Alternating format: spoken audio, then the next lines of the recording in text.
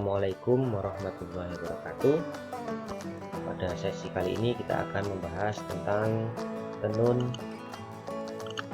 tapestri. Baik, ini adalah contoh-contoh dari hasil karya tenun tapestri. Selanjutnya kita akan membahas tentang pengertian dari tenun tapestri. Pengertian dari tenun tapestri adalah tenunan yang dibuat dari benang-benang, serat-serat, atau bahan lain yang memungkinkan baik berwarna maupun tidak berwarna, yang dipergunakan sebagai bahan penutup lantai, pembungkus mebel, atau hiasan dinding. Ini adalah contoh dari tenun tapestri. Baik, dari contoh ini tapestri banyak menonjolkan pakan daripada benang lusinya. Biasanya pada tenun tapestri hiasan dibuat dari permainan benang pakan, karena pada tenun tapestri benang pakan cenderung lebih besar daripada benang lungsinya. Tapi kalau pada tenunan biasa, itu benang lungsi dan benang pakannya cenderung sama besarnya. Tapi pada tapestri, benang pakan cenderung lebih besar daripada benang lungsinya. Kemudian alat yang digunakan pada tenun tapestri diantaranya adalah tapestri loom seperti ini, kemudian sapan ram berpaku, kotak bingkai, kemudian ada paku-pakunya, dan setiap paku diberi jarak antara setengah senti sampai 1 senti. Kemudian yang ketiga, alatnya bisa menggunakan kardus bekas atau karton bekas yang tebal untuk membuat benang lusinya. Alat yang kedua adalah bobin pakan. Nah, seperti ini. Bobin pakan dari kayu. Atau jarum kasur juga bisa, yang besar. Atau alat lain yang memungkinkan digunakan untuk menggulung benang pakan dan dimasukkan ke dalam benang lusi. Alat berikutnya adalah sisir kayu, ya, kayu. Kemudian atau alat lainnya seperti sisir rambut bisa digunakan, atau alat lain yang memungkinkan digunakan untuk merapatkan atau memadatkan benang pakan ke lusi. Alat berikutnya adalah gunting untuk memotong benang pakannya atau benang lusinya. Kemudian yang berikutnya adalah metran, digunakan untuk mengukur lebar dari desain atau motif yang kita buat sesuai yang kita kehendaki.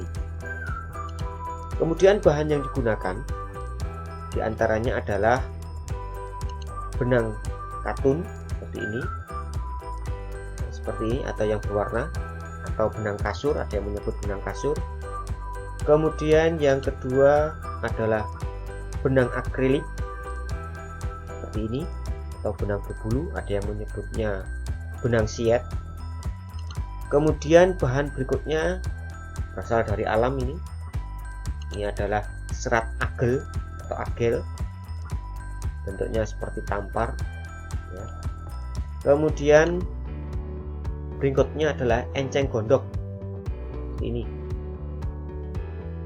Bahan-bahan ini kebanyakan lebih cocok dan cenderung digunakan untuk pakan. Tetapi ada juga seperti agel ini, karena seratnya panjang seperti tali, maka dia bisa digunakan atau berfungsi pula sebagai benang lusinya atau lungsinya. Kemudian benang katun atau benang akrilik tadi juga bisa digunakan sebagai benang lungsinya. Tetapi jika serat itu pendek-pendek seperti enceng gondok seperti ini, maka dia akan susah atau sulit digunakan untuk lungsinya, kecuali dipilin atau dipintal dulu menjadi bentuk tali atau benang, baru bisa digunakan benang lungsi.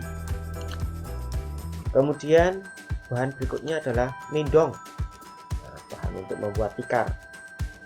Ini juga bisa digunakan sebagai lungsi ya, tapi dengan catatan harus dipilin dulu atau jadikan pakan. Kemudian yang berikutnya adalah akar wangi. Karena ini susah untuk dipilin karena seratnya mudah patah dan kurang kuat, maka akar wangi ini lebih cocok digunakan untuk pakannya. Berikutnya adalah corak-corak dari tapestry seperti ini ya. Ini adalah contoh dari corak tapestry. Ini banyak dilakukan dengan permainan pakan. Corak tapestry adalah motif tapestry menonjolkan permainan struktur anyaman pada benang pakannya.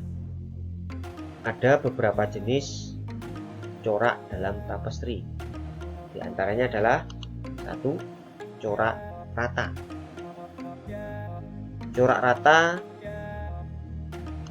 ada lusinya, ada pakannya. Lusi ke arah memanjang dari kain atau ke arah vertikal, pakan ke arah melintang dari kain atau ke arah horizontal atau ke arah melebar dari kain. Kemudian pada corak rata, motifnya hampir sama atau struktur anyamannya hampir sama dengan anyaman polos pada tenunan biasa atau seperti papan catur. Cuma bedanya di sini ada saling mengkait antara pakannya dan bisa dilakukan dengan perbedaan warna benang pakannya di sini, sehingga lusinya tidak akan nampak benang lusinya. Kemudian yang berikutnya adalah corak kilim.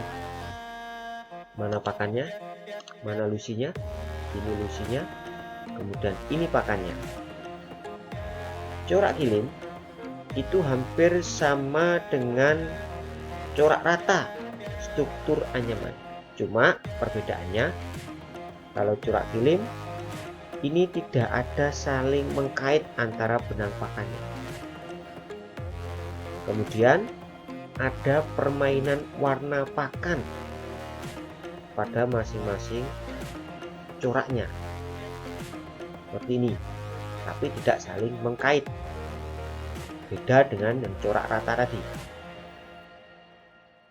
Berikutnya adalah corak saumak.